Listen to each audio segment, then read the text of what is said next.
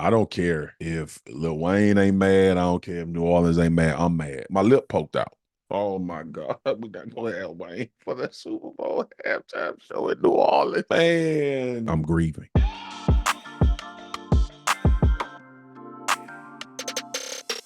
And we back.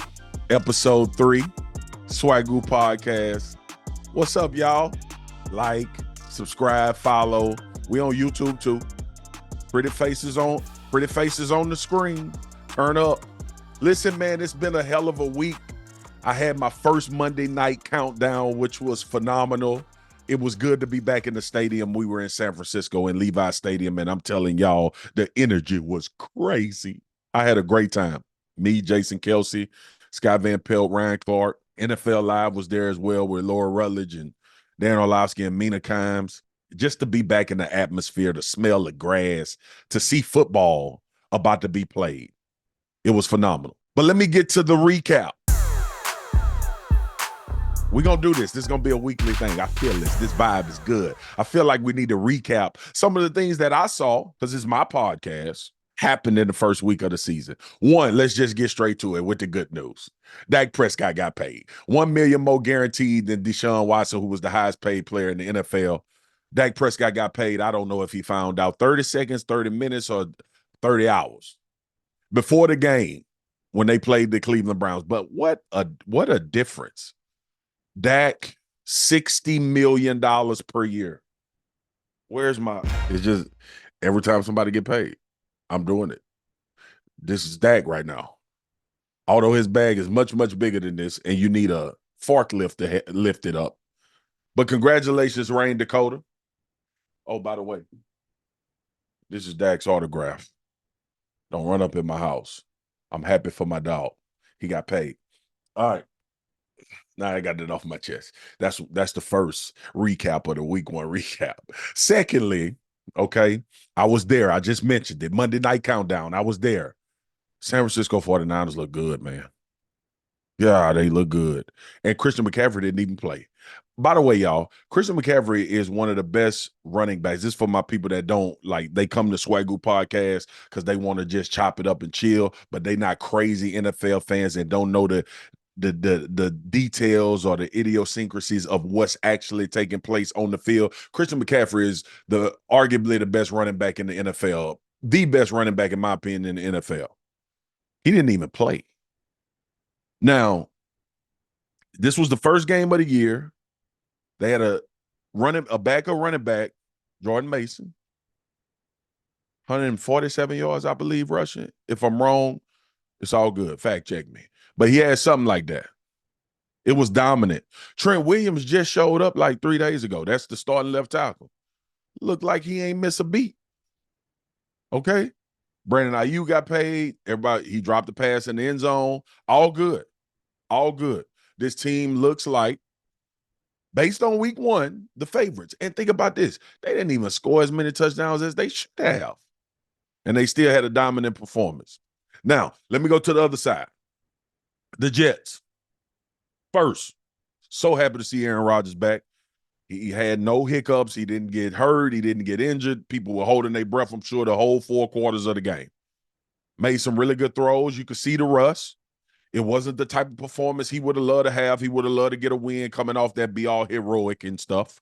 But it's all good. Aaron was fine. But the Jets defense. On Monday Night Countdown, I got mad because the show is 2 hours, and for like an hour and 45 minutes, all we talked about was quarterbacks and offense. And I was trying to get to the defense, and I was trying to hype the Jets up. And they went out there and got shellacked. On the line of scrimmage, just getting ran through. That's what was happening. They was just getting ran through. I think they're going to get better. They too good for me not to believe that they're going to get better. But that wasn't a good look for the Jets defense. And that is honestly the reason why we think that they can be AFC Championship and Super Bowl contenders. The defense got to get back to what the defense that we think they are is, because we've seen them play at that level before, a high level, a Super Bowl level. So here's the thing. When you give somebody $100 million to perform any type of job, you think they're going to perform it at a high level. Kirk Cousins didn't. Atlanta, ATL, shouted. I don't know what that was, to be honest with you. I didn't expect Kirk Cousins to look that bad. I know he's coming off an Achilles injury.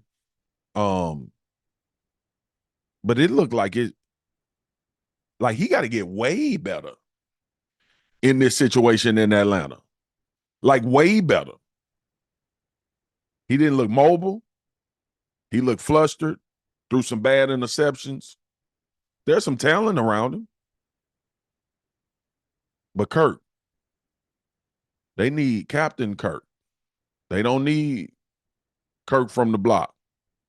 Say, bro, something got to happen fast over there in Atlanta. 100 mil, and they drafted Michael Penix Jr. in the top 10. And I told y'all at the draft, the first time Kirk Cousins come out there and throw some interceptions or he have a bad game, that this fan base was going to be calling for Michael Penix Jr. And everybody looked at me like, what the hell wrong with you, Swagu? Look, the man just got drafted. Kirk Cousins just got $100 million. Man, you need to chill out. This is what y'all be saying to me sometimes.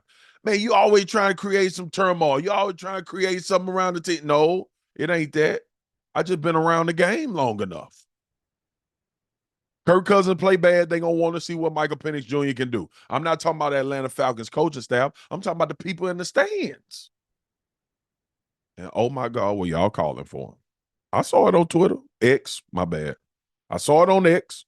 I saw it on Instagram. DMs about it. I can't help your ass. I told you what was going to happen. All right. Lastly, what is this on me, y'all? I'm going to play us mess up. All right, let me get to it, man. Deshaun Watson, Cleveland Browns, awful. That's the only way to describe it. Deshaun Watson looked awful. Cleveland Browns looked awful. It just wasn't remotely close to a team that we thought would be a Super Bowl contender. A tremendous amount of talent on that team. Nick Chubb not back. But my goodness, man, it looked like y'all ain't practiced. It looked like your quarterback is borderline cooked. I'm going to give it some time. I told y'all I got a week or two before I decide. But that's all I got. Something better shake real fast. And look, things happen, things go on. Football, you had 2 offensive tackles out. The interior of the line of scrimmage looked like they got whooped. No plan for Michael Parsons. You couldn't have a successful passing game. A lot of missed throws by Deshaun when he did have time. Cleveland, y'all look bad. Something gonna have to shake over there, man. It's awful. It looked awful. And it better look better real fast. Oh, we know what's gonna happen. We know what's gonna happen. Stop playing. There's a financial commitment that's been made to Deshaun Watson that is going to extend him playing for as long as humanly possible. It may be so much money that you can't take him out. You just let him look bad for 17, 18 weeks. That ain't going to bode well, though. Jameis Winston is the backup. So at some point, you're going to have to determine if it keep looking like that, who's the better option. That's the week 1 recap in the NFL. Told y'all we was going to go fast. Let bygones be bygones. We on the week 2, 24-hour rule. We're going to see who can get better. We're going to see who can get worse. We're going to see who stayed the same. I love the NFL, by the way. Hell of a week. We got to get into it, y'all. The first thing I want to say before I start talking about the Tyreek Hill situation is we can't put this in a silo and act like it's just an isolated situation. You got to deal with the emotion, one, of seeing a black man face down on the concrete, handcuffed, 4 police officers over him, get him stood up again, and then another one aggressively comes over and put him on the concrete as well.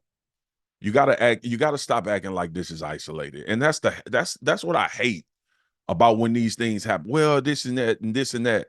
No, there is let me explain to y'all, as a black man sitting here, there is a real sentiment, whether you agree with it or not, whether you've experienced it or not, there's a real sentiment that interactions when we are pulled over by police officers have the ability to go from 0 to 100 without us doing anything to take it there. That's a real sentiment. Now, you can disagree. You can say it's false. It ain't real. I'm telling you, as a black man that's been pulled over by a police officer, there is something that runs through your body saying, I hope that this guy is not on 10 today.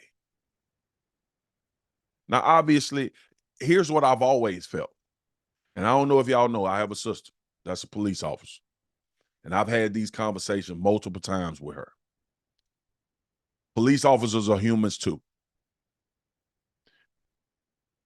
But their job is to make sure communities are safe and secure, and also whether they like it or not, because most of them do their job at a very high level. It's a big, again, polarized.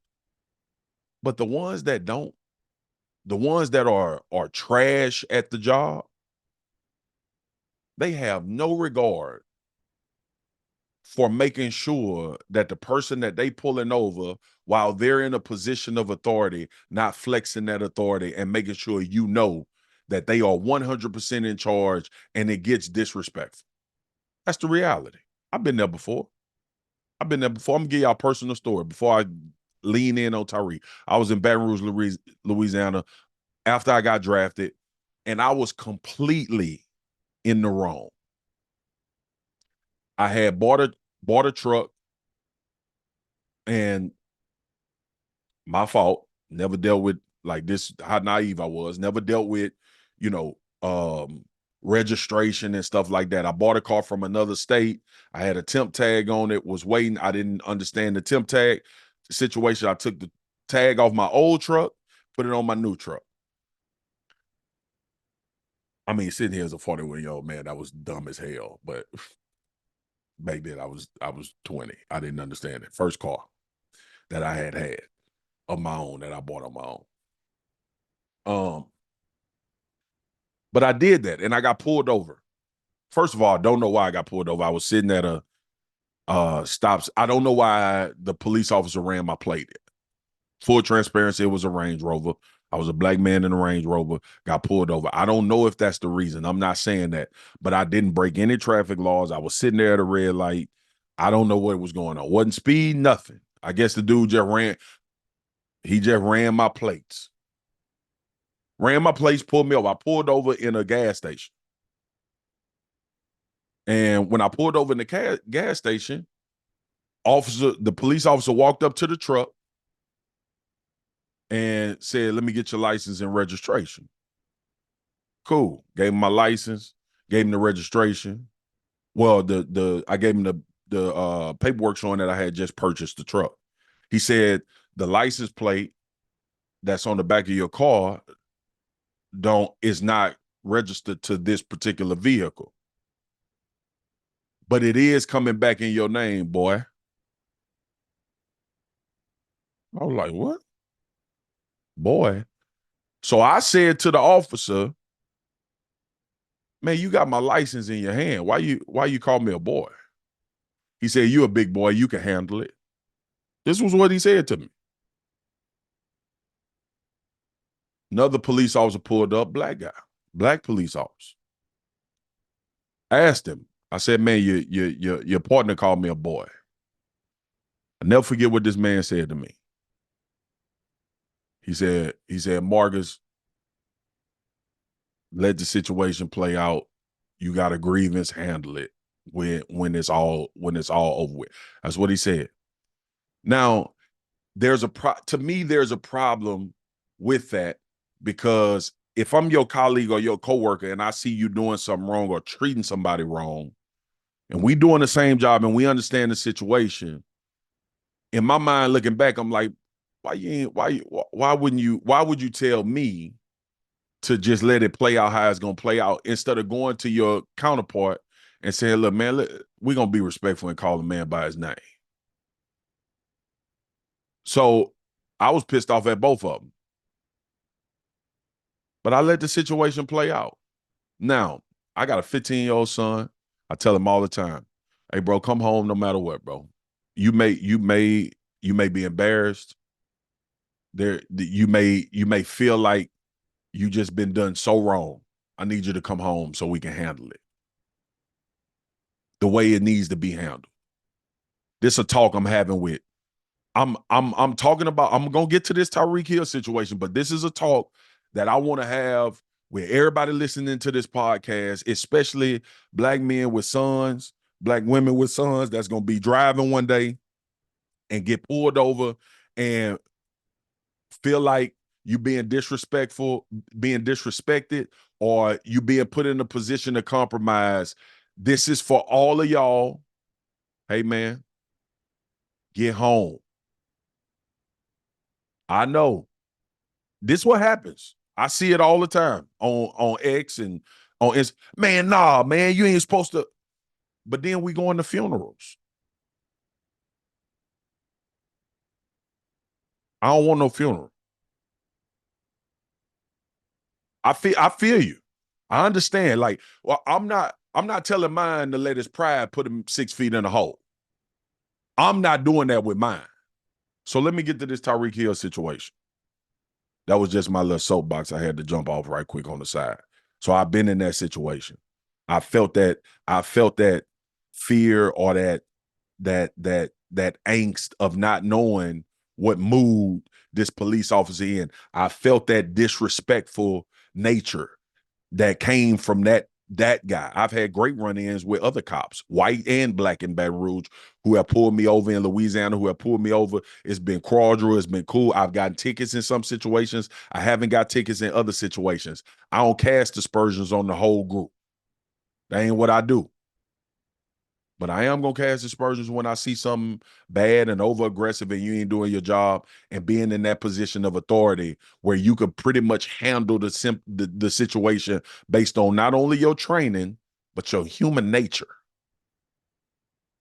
So as I get to the Tyreek Hill situation, first of all, if Tyreek Hill was speeding or driving recklessly, pull him over, give him a ticket. You ask for his license. You ask for his license, registration, whatever. He hand you your license, registration. He rolls the window up. Here's my issue. And I know y'all mad. I saw Stephen A talk about it. I know everybody mad. When Tyreek hands his license over and roll your window up, conversations with my sister, tinted window, I don't know what's going on in the car. Now, we on the other side of this can assume that that's Tyreek Hill. He ain't finna do nothing crazy. He ain't finna go in his glove compartment and get no gun and be ready to. He ain't finna do that. We could assume that. But we also have to be rational people and say, as a police officer, even if I'm not an overly aggressive, power tripping ass police officer like we saw the Miami-Dade guys be, he could a good cop, a guy that's trying to have a solid conversation that could put them in a compromising situation by you rolling your window up and them not knowing what's going on in the car. That could put them in a compromising situation. And it could raise their level of angst and fear. That's the reality. Get pissed off at me if you want to, but that's the reality. I've been through these scenarios with my sister before. I'll have on the podcast. Should have had on this one so we can have these conversations in transparency. Now, herein lies my issue, though. And this is why you get pissed off when you see these things happen, especially the black men. It's because we know the history. And everybody wants to treat these situations as if they're isolated. Calais Campbell, Jonnu Smith got put in handcuffs. And we can all create these nuances about where they shouldn't have been. Posing no threat. Posing zero threat. On the phone trying to help the situation and being aggressively pursued by the cops. I'm talking about Calais and I'm talking about Jonnu Smith. When Calais was walking away saying, I ain't do nothing, you could see him tense up and his hands kind of get like, oh, what I'm going to do before they put him in handcuffs. You could see the fear and the historical references that come back through his mind when you're dealing with the police. Now, there'll be some of y'all out there that say he shouldn't have even been over there. or he shouldn't have stopped, or he shouldn't have been involved in the situation. Well, again, history tells us at times, let's try to go be a conscientious objector and make this situation better. I'm sure that's what Calais, and that's your teammate, somebody you know. I'm sure Calais Campbell and Jonnu Smith was there to try to get the situation under control and de-escalate. See, de-escalate is an interesting and an operative word in this situation, because based on what I've been told by my sister, who's been in law enforcement now 15 plus years, that is the sole job of a police officer, is to make sure that the communities feel safe, and when they are in high level, high intensity situations, for them to use their training, their expertise, and their job description to de-escalate the situation. Now, if your ass crazy and you look at that video, tell me at what point do you feel like the police officer with his aggressive ass was trying to de-escalate the situation? Tyreek may have been belligerent. Tyreek may have been saying things. I ain't see him trying to run. I ain't see him trying to physically shake nobody off. He was handcuffed, so he ain't about to punch nobody. Ain't none of that stuff about to happen. So the aggressive nature, the one that Tyreek being face down on the ground pissed me off. The one that pissed me off more was when he was standing up and the other officer felt like, now I want to go be Rambo and make you sit down on the curb and forcefully put you down. And we can't figure out why the relationships get soured when we see stuff like that happen. I know there are millions of interactions with police officers that go the right way day in and day out. I want them all to be right, though. I hear this all the time. It's bad apples in every profession. Bad apples in the police force get people killed. Y'all, we keep having this revolving conversation, and every time if you're on the side of the police, you're fighting for the police. You're on the side of the person that's being approached by the police, you're fighting on that side. Have some common sense. Tyreek, don't roll your window up, bro. That could be that puts a police officer at angst. It could be some fear run through their body. They can't see what's going on in your car. Policemen, de-escalate the situation. Stop being so damn aggressive when there's no need for you to be, and you just on some power-hungry ass trip. Common sense, man. Let it prevail. All right. Got that off my chest. I was in my feelings about that. I needed to talk about that, and I needed to spend some time on that, because we can have common sense, man. Respect can go both ways. It can go both ways. It need to go both ways. The onus of de-escalation, the onus of training, when you are in these situations, the onus is put on the professional. In that case, the police officer is the professional. You feel threatened. You feel like somebody trying to come at you. You feel like you're being attacked as a police officer. You've been trained to handle that and deal with that. Somebody talking loud, if somebody is being disrespectful verbally, I don't think you got to get physically aggressive with them.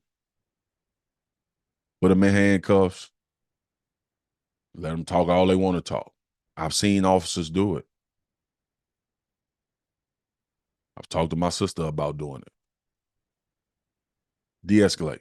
All right, so here's the thing. Let's go to Coach Prime. If you don't know him as Coach Prime, Deion Sanders, University of Colorado head coach. Most polarizing figure in college football, hands down. But here's the thing. And I sit back and I listen to a lot of people talk about Colorado football, and I hear a lot of people talk about what's going to happen. They're not good. They're not a good football team. Can they get better? Yeah, they may get better as the season goes along, but can we stop having this conversation like Colorado going to the playoffs? I don't believe that's the case. But that's my issue. We never talk about football or the actual games. We talk about Coach Prime. We talk about Shador. We talk about the things that's going on around the program. We never talk about the actual football. You know why? Because it's not that important to people. Because we don't look at them. If you're being honest with yourself, we don't look at them as a potential noisemaker when it comes to actually winning a championship or having a chance to be champions of college football. That's a completely different set of issues and things to talk about. We don't talk about them when it comes to playing football. Shador is on the rankings as one of the top quarterbacks. Travis Hunter, one of the top players in the country. We should talk about them and their talent and the things that they can do. But when it comes to Colorado, it's all about what Coach Prime doing, said, did, where they were, what they did, how was they doing it, who was there. That's what we talk about. Now, that ain't our fault. That ain't our fault. I think there's a real deep down rooted feeling and capacity within Deion Sanders, Coach Prime, to take care of young men. I truly believe that. I truly believe that he is trying to put all of those young men in a position that's under his tutelage to be successful in life. And we got to applaud that. We got to give some credence to that. That has to matter. I think that's one of the most important jobs of a coach or somebody that is in a leadership position that's leading people or young men. I believe that. But from the football side of things, I wonder if any reporter sits in there and ever asks him about football, consistently about football. I've seen the back and forths with reporters. I've seen what people don't believe in and what they don't do. I'm telling y'all, man, like when I look at all of the things that's revolving around Colorado, it's the first thing that comes to my mind. It's never about on the grass, which is cool if that's what they want it to be. A lot of that is his own doing. It's Coach Prime's doing. And whether you take this negatively or you take it positively, I don't care. I'm just giving you my opinion about what I see and what I observe when we start having conversations about the University of Colorado. Matter of fact, we don't even say Colorado. We say Coach Prime team, Deion Sanders team, the team that's led by Coach Prime. And I have an issue with that. Because on one hand, when you see, and maybe things have changed, but when I was coming through and I was playing, we wanted to keep the main thing the main thing. We had put all that work in training camp, all that work in and getting ready for the season to play a really good football season, for it to be about football, for it to be insulated with those guys that's in the locker room. It's a lot of coaching going on over there. I know dudes on that staff. They can coach football. They know the game. I think it's a good vibe around the team when you start talking about insulated. But my issue lies when we get into these, my issue lies when Coach Prime gets into these spats with reporters and all of that. Man, you the head coach of the University of Colorado. The people you going back and forth with, I'm giving some advice to Deion because Deion always give advice to us. The people you going back and forth with about football, they can't coach it.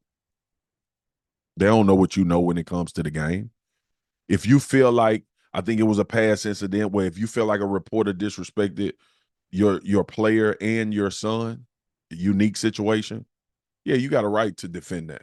You got a right to actually have a bad attitude towards that reporter because it's personal, if they made it personal. But I would just love, me personally,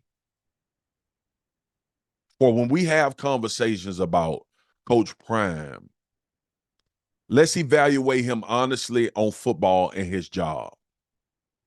Let's evaluate him honestly on what he's doing for these young men and how he's trying to promote them and put them in a position to be successful. And my God, let's criticize and critique when his football team looks bad, like they did against Nebraska. It's fair.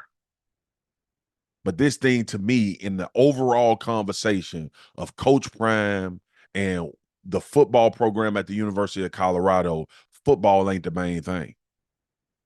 And I'm not saying it's not the main thing to Coach Prime and the team and the coaching staff, but when you have conversations in the media, the only thing that people can take away is what you talk about, what you address, and what gets magnified. And I'm sure in these pressers is more football answers and questions than it is the back and forth between Coach Prime and a reporter or defending something about the program or a roundabout way.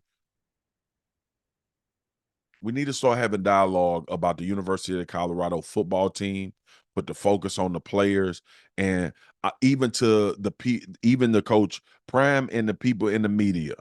And I'm sure that Coach Prime would probably respond and react based on the questions that he's getting. People in the media, can we make it about the team? Because if we do make it about the team, you got a lot of things that you can critique and criticize about the team.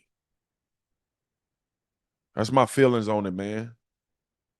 It just feel like, and I don't know if it's because they run, throughout a presser, y'all, when you go and do a press conference, there's a lot of conversation going on. You're talking about football, a lot of questions. Only thing these people printing is everything that don't have nothing to do with the actual playing of football. When it comes to talking to Deion Sanders, Coach Prime, I think there's an appetite, and this would be my suggestion. I think there's an appetite. There's a need for Coach Prime and the University of Colorado, that coaching staff and those players, to go into a silo and get them dubs and try to put your best foot forward when winning games. You might not have it. You might not have the team. You might not have enough talent to get it done at a very high level. It's very exciting. I know everything going on around it. People come and they fly in and they on the sidelines, and it's phenomenal. Deion Sanders is Deion Sanders. Y'all got to realize, when we was all young growing up, if you was a football fan, you knew prime time. That was a staple in your household. That was a staple. If you watch football and you loved it as a fan, prime time. Deion Sanders has always been a polarizing figure. I don't know why the hell y'all think he gonna change now. I just want to know more about Colorado football. That's just me. That's just me. Lil Wayne, headline Super Bowl in New Orleans. How badly do you want to hear those words? Just as bad as I would want to see my name at the top of that list when I was that whatever age it was, and I would bust into the office and get that Billboard magazine. And that's so crazy that it has nothing to do with the sport as an artist. Yeah. As an artist, this is an achievement. Going to a Super Bowl before and watching the halftime show. It's nothing like it. And wishing, like when you see the artist, you be like, I know they could have sung the song that I was featured on. I'm featured on everybody's song. Yeah, they could have brought me out. You could have brought me out. Could have brought me out. All right, y'all. Woo! Had to get into it today. I got one more thing, though. I'm in my feelings about it. And I'm going to tell y'all right now, I don't care if Lil Wayne ain't mad. I don't care if New Orleans ain't mad. I'm mad. I'm mad. My lip poked out. And let me preface this by saying, Kendrick Lamar go kill the halftime show at the Super Bowl. I know it. I know he is. I want to see Lil Wayne. In New Orleans, man. I'm from Louisiana. I grew up in Louisiana. I wanted to see Lil Wayne do the Super Bowl halftime show. Y'all got to understand. I understand this is a regional thing. I understand this demographic thing. Y'all got to understand how we look at Lil Wayne, Dwayne Carter in the South. I was expecting it to be Wayne. And I wanted him to bring the Hot Boys out. I wanted all kind of reunions and good feelings, man. My feelings hurt. I don't like it. I wanted Wayne to do the halftime at the Super Bowl, man. I don't know the process. I ain't blaming nobody. I don't know how it happened. I don't know who picked who did what. I don't know any of that. All I know is I wanted Lil Wayne to do the halftime show for the Super Bowl that is going to be played in New Orleans. And I ain't got nothing against Kendrick Lamar, except for Wayne ain't doing the halftime show. So here's the thing, man. Like, when you start talking about music in the South and when you start thinking about New Orleans, you think about Cash Money, you think about No Limit Records. And you think about the soul and the culture of a city and the representation opportunity that you have when such an event like the Super Bowl comes to that particular area. And you want people to know the feel of the city. We could have put some Zydeco in there. I mean, I could have put a whole show together.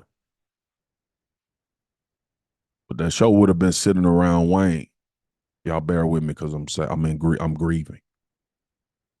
But with that being said, when I saw that Kendrick was gonna do halftime and he got the jugs machine is that machine y'all see with the promo where you push the thing through the wheels that are rolling and the ball shoot up and down. It's like a thing with football. You simulate punch, receivers catch on it.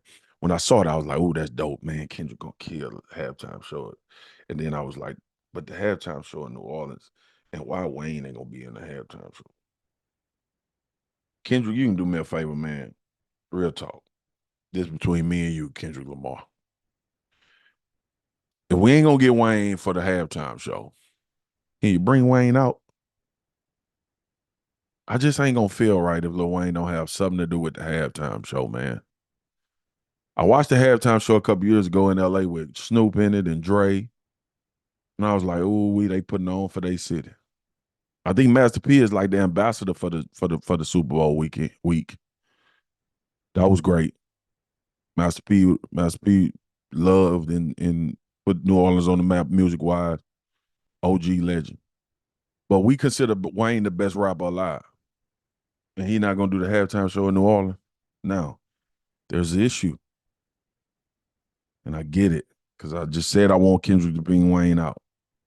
There's an issue, though. And y'all know what the issue is. Because y'all know we petty.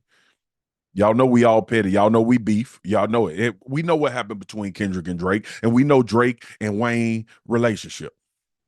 So Wayne may decline going on stage with Kendrick Lamar. He probably will. I think him and Drake close like that. Which is furthermore devastating. As you guys have sat at your therapist's desk and listened to me on this sofa talk about how disappointed I am with Lil Wayne not being in the halftime show, you also just made me realize, as my therapist, I don't think he can go out there based on Kendrick Lamar and Drake beef. Oh, my God. We got to go to have Wayne for the Super Bowl halftime show in New Orleans. Oh, man. Man. Wayne, can you do something at the House of Blues or something? I'm asking, man. My name Kendrick Lamar. Meet me in New Orleans, February 9th, 2025. Yay! Now we about to get to an exciting part. This is exciting to me. Now, y'all know y'all, some of y'all out there, wow, man. But we're going to get to some fan questions. And remember, like, subscribe, follow. We on YouTube. We on all platforms where you can catch podcasts. Send some questions on X. Ask us some questions. Because I'm gonna answer some. I'm gonna take some of these shows to answer some of y'all questions. Real talk. And y'all know I'm gonna keep it 100. All right, here we go. Swagu. This is from Amanda Sandoval. Swagu, who is the most influential person in your life? How did they impact you? Oh, this is an easy one. It's a great question too, Amanda. My mom. My mom, the most influential. My mom is, I get my personality, I get my sense of good nature and good heartedness from my mom. We like to help people to a fault, sometimes to our own detriment. But she taught me the ability to communicate can take you far. Coincidentally, I communicate for a living. And it has taken me far. Football did too. She also taught me that people are the most valuable commodity on earth. Whether you like them, whether they like you, whether you disagree with them, it's still people that is the most valuable commodity. I take that with me. Now, it'd be hard. I ain't gonna lie, it'd be hard with y'all sometimes. But I always try to err on the side of understanding as opposed to the side of disrespect. Now, I will fight. I will throw these hands. But I value people, man. Even some I disagree with, I still value them as a human being. And I think it takes a lot of the clutter out of my life, right? And I'm one of them people, I choose, if I ain't dealing with you, I don't deal with you. I ain't about to argue with you. I'll just tell you cool and I'll move on. Everybody that follow me on X, they know, cool. It is what it is. I don't engage with people, like nothing you saying to me gonna change my life or my outcomes. So I'm not about to engage with you and give you that much time. But my mom taught me that. I always try to find the best in people. It's hard these days, though. It's a good question. Kevin Clark, my coworker. I had this thought watching Jason Taylor on the sidelines of Miami Hurricanes game, looking like he could play 20 snaps. Who is the oldest ex-NFL player who could dominate a game right now? No question about it, DeMarcus Ware. I played with DeMarcus Ware in Dallas. D. Ware is a Hall of Famer, Super Bowl champion. D. Ware still look like he still work out like he play, but he still look like he play. DeMarcus is the oldest one. I think that could still go get a bucket out there on the NFL football field. And he a pass rush genius. Him. He's him. DeMarcus Ware. This is from, I got two producers, y'all. They ain't gonna put me out here like this. I got Andrea and I got Haley. Barflan Tito at _barf Maybe that's his real name. Man, hit us and let us know. This is a great question. We got to hear about what kind of parent you are at your kids' games, especially since they rise in the ranks. You sit back or you fully hyped? I freaking love this question. Barflin, if I messed up your name, I'm sorry, but I freaking love this question, man, because a lot of people have different opinions on this. And, you know, if like the way we act as parents versus some parents and the way they act, I don't care. We act different. So what? I'm not going to change. First of all, I am hype. Like I'm on 10 for real. But I'm on 10 positively. I'm on 10 about what you need to do to get better. One day, I'm going to have my 17-year-old and my 15-year-old. My 17-year-old daughter is going to go play volleyball at Texas. My 15-year-old son is one of the top basketball players in the country. I'm going to have them on the podcast. And I'm going to let them answer this question. And then I'm going to bring my wife on, and I'm going to let her answer this question. Because I think this is very important, especially in the culture of youth sports now. I think it's very important that we have this conversation. If you ever in these gyms, and we in gyms where it's very high level competition, these college prospects, stuff like that, it's a blessing. You know, Lord bless me, man. Gave me a great wife, great DNA, kids or super athletes, all that type of stuff. But to answer your question, Barflin, I'm a hype parent, man, because I love competing. I love competition. And I don't talk I help with my son's basketball team. I help. I don't coach. I help. But I like seeing kids get out of get out of the game, the work that they putting in it. Like I'm on my son, it's a viral clip on at SportsCenter Next on Instagram where I am telling my son team, people think I'm talking to my son, about we got to play defense. Every kid in particular in basketball, there is this sentiment that goes around the country now that if your kid don't score 25, 30 points a game, they not good basketball players. I'm fighting it with every fiber of my being to say it's not true and it's a lie. Do y'all realize, and I can't wait for basketball season when I get Perk on here and we talk about that, 98% of the guys in the NBA are role players. Just digest that. And we'll get to that later. My daughter plays volleyball. She plays what you call outside hitter, but she plays 6 rotations, meaning she in the game majority of the game. You got to compete. You got to play. You got to play at a high level because that's the expectation in the Spears household. So remember, I didn't say be a superstar. I didn't say be the best player. I think all of those things are a byproduct about how hard you work and how you go about playing. All of that stuff come if you approach it the right way. So I'm a hype parent. I cheer my kids on. I'm loud. I lose my voice every tournament, volleyball and basketball. It's super enjoyable. We have a good time, man. I talk to them after the game. I've learned, though, this is why this is a great question, Barford. I've learned that I need to give them time before we start critiques after the game is over with. I've gotten better about that. So I'm a hype parent, man. And for the parents that sit there calmly and don't say nothing, I ain't got no problem with that either. Problem is, my kids growing up in a household where their mom was the 7th overall pick in the WNBA draft. Their dad played in the NFL, and both of us were highly recruited for basketball out of high school and could have went to all the schools in the country. My daughter lucked out a little bit, volleyball, because we didn't know the sport, but we know what competing looked like. We know what playing hard, practicing hard, and getting prepared looked like. So my kids don't have it easy because they play team sports. And in team sports, in basketball or in volleyball, 5 other young women depending on you to do your job. In basketball, 4 other dudes depending on you to do your job. We hold that in high regard. So I'm a hype parent, Barflin. Great question, man. And I get on their ass too. Believe that. We work. If you ain't working, we pay for this. We pay for this travel and stuff. Ain't free. You got to hold up your end of the bargain.